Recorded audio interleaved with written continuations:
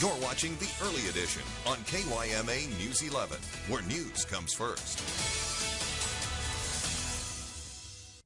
Hey, I'm News 11's Jenny Day with a special report on this Sunday night. Hope you're staying cool inside and enjoying the Olympic Games. So we are indeed in the heart of summer. We see triple digits daily, and monsoon season has left us feeling sticky. But it doesn't just feel like it's getting hotter. It actually is, albeit very gradually. But I've now poured over 30 years of data that scientists have been studying. So here are some of their findings and their future predictions in an exclusive Desert Heat. On average, Yuma sees 308 sunny days out of the 365 we spin around the sun. Specifically looking at the Southwest, the trends have been pretty obvious for the last several decades that temperatures have been increasing and precipitation amounts have been generally decreasing. I interviewed both Paul Onyega and Aaron Saffel. He is a scientist with the National Weather Service. She is the state climatologist. Both have concerns about our increasingly hotter planet. I always get concerned about our wildland fires. And as wildfires rage on earlier and more intensely, these two experts say we're in store for yet another hot and fiery summer. Both cite climate change. There's an increase in carbon dioxide in the atmosphere, and what that's a greenhouse gas, so that ends up trapping energy that's coming in from the sun, not allowing it to radiate out into space. So basically putting a little thicker blanket on the planet. This is the realization of all these projections that's been going on for decades now. We're seeing it play out in front of our eyes. So while temperatures are rising, it is happening very slowly. Yuma has increased by just 0.2 degrees in the past 30 years. That's around 1 degree every 100 years. Bigger cities like Phoenix are climbing even faster. So it's getting hotter a little bit earlier in the year and staying hotter a little bit later into the fall. So while it is hard to convey science to everyday life, if there's one way to get you to care, it ultimately means more money out of your pocket. If it's too hot, we might turn the air conditioning on a little bit more, or we might need to irrigate our lawns a little bit more. Those kinds of things, there are consequences at the very small level. The heat has impacts on our infrastructure. And then when you're talking about obviously decrease in water, that impacts in our lives as well. Water is necessary for us to live.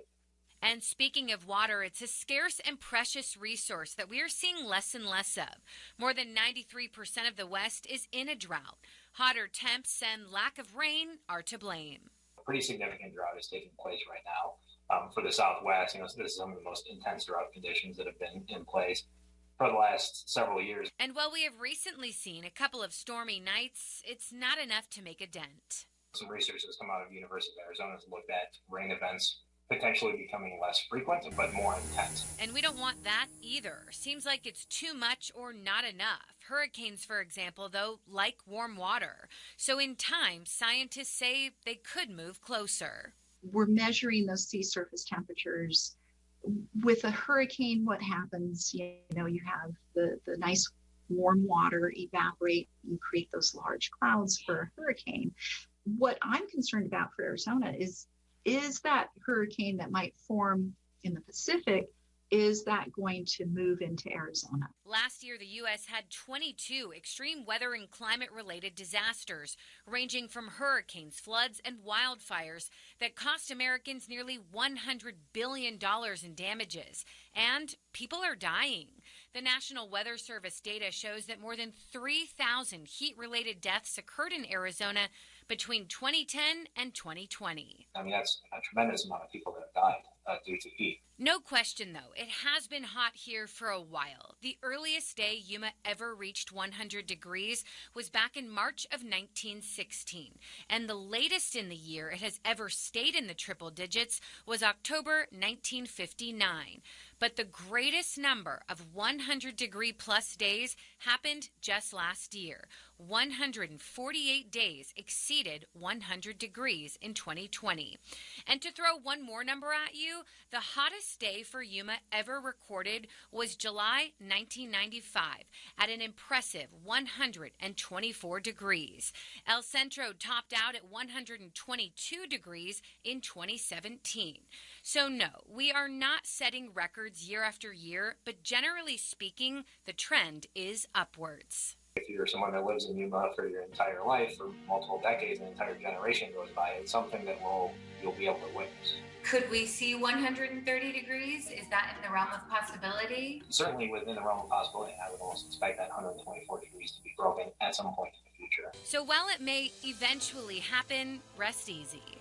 The temperature to expect that you could see would maybe be 120 degrees happen more often. That's already happened 6 times in Yuma. And if you are looking for ways to do your part, there are things you can do. Easy examples include taking shorter showers, not letting the water run, using less plastic, turning off lights, riding a bike when the weather permits, maybe even changing your pipes to low flow, and get involved. I will include some great state and federal agencies that are making a difference on KYMA.com. With this News 11 special report, I'm Jenny Day.